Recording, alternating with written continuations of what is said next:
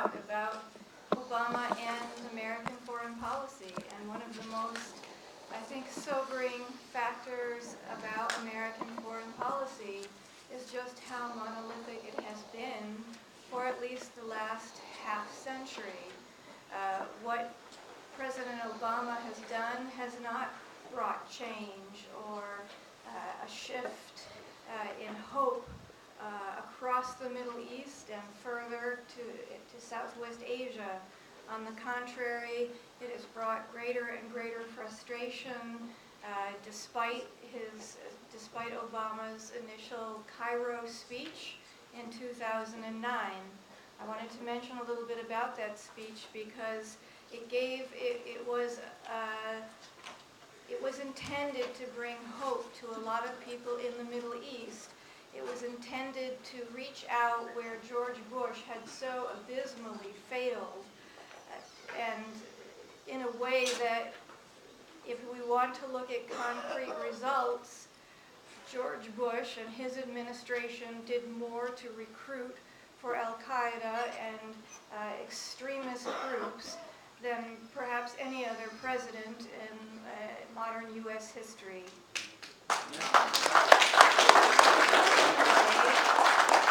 Barack Obama, who is a marvelous rhetorician, says a lot of things that have a lot of power when he speaks them, but he doesn't.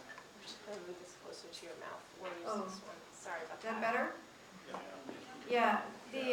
The problem with Barack Obama is that his rhetoric does not match his policy, and his policy across the Middle East and in foreign policy in general has been deeply disappointing. In Cairo, Obama stressed issues such as human rights, the rule of law, and justice. He talked about the daily humiliations that the Palestinians had to suffer under Israeli military occupation and the horrible blockade and siege on Gaza, but since then has done absolutely nothing to correct, to change these policies. And the United States knows that it has the power to make Israel change its policies.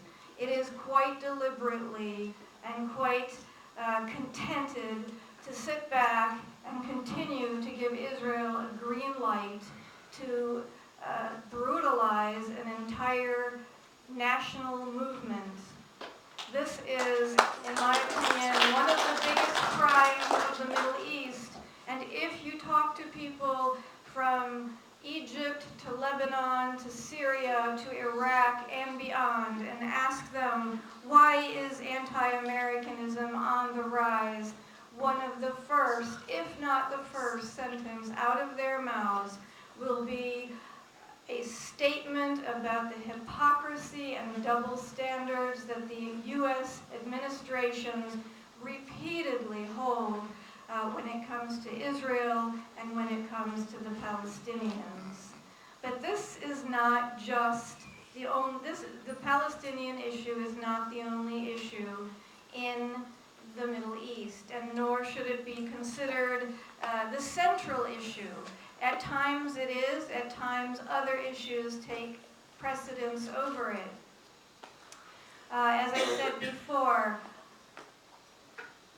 Obama's speech in Cairo was after the 3-week-long Operation conducted, executed by the Israeli Defense Forces, so-called, into Gaza.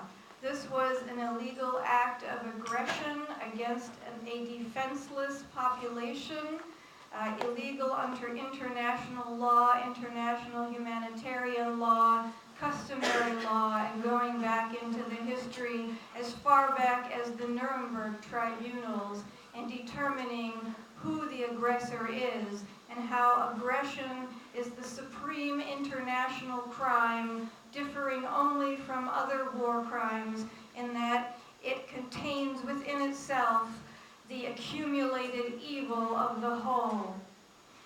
When Barack Obama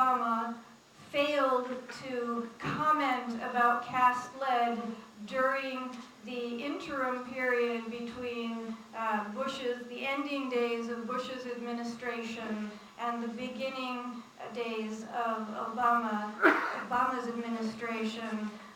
When somebody asked him what he had to say about this brutality going on in Gaza, he said there was only one president and that he could not make any comments. Of course, he did make one comment. He made the comment that if his children were suffering, if his children had missiles being fired at them, he would do whatever he could to stop. In other words, implying that the Israelis had a right to self-defense by going into the Gaza Strip and killing 85% civilians and destroying the political, social, and economic infrastructure of what was already an entirely crumbling society. Well, let me just remind you that Operation Cast Lead had absolutely nothing to do with self-defense. And when you hear this argument in the presses, and when every article you read about why it started had to do with Israel's response to rocket fire from Hamas, that is a lie. It is a lie, and again, I have to stress to you, Operation Cast Lead had nothing to do with self-defense. It was bold-faced aggression, backed up, armed, supported by the United States. In addition,